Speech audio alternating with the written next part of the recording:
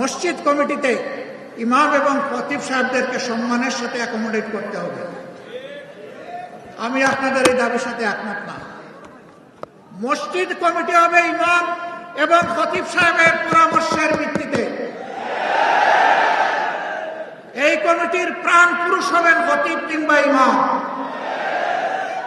তাকে বাদ দিয়ে নয়, তাকে সহযোগিতা করার জন্য এই কমিটি হবে। আপনাদের মর্যাদা কি ভাই?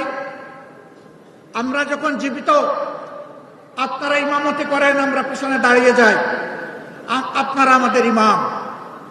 আমরা যখন দুনিয়া থেকে বিদায় নেই তখন আপনারা আমাদের ইমাম। শুধু ব্যতিক্রম এতটুকু, জীবিত অবস্থায় আপনাদের পিছনে দাঁড়ায়, আর দুনিয়া থেকে চলে গেলে আমাদের লাশটা সামনে রেখে আপনারা দাঁড়ান। আপনারা হচ্ছেন ইমামুল হাইয়া ওয়াল মাইয়া, হায়াতেও ইমাম, মৌতেও ইমাম। আমরা এই দিক থেকে কলিজার ভিতর থেকে আপনাদের প্রতি আজীবন সম্মান দেখাতে চাই। আমাদের ইমাম এবং খতিব সাহেবরা কারো করুণার পাত্র হবেন, এটা আমরা দেখতে চাই না। সমাজের ফয়সালা মিম্বর থেকে আসবে ইনশাআল্লাহ।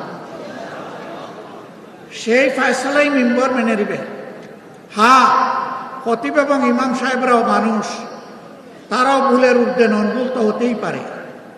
ভুল যদি হয় এর সমাধান করতে হবে সম্মানজনকভাবে। এই সমাধান এইভাবে নয়, আমার পছন্দ হয়নি, আমি দুপুরবেলা জোয়ারের নামাজের সময় বলে দিলাম যে উনি কিভাবে ইমাম তাকেন আমি দেখে নেব। আসরের নামাজের সময় দেখা গেল উনি আর মেহরাবে নাই।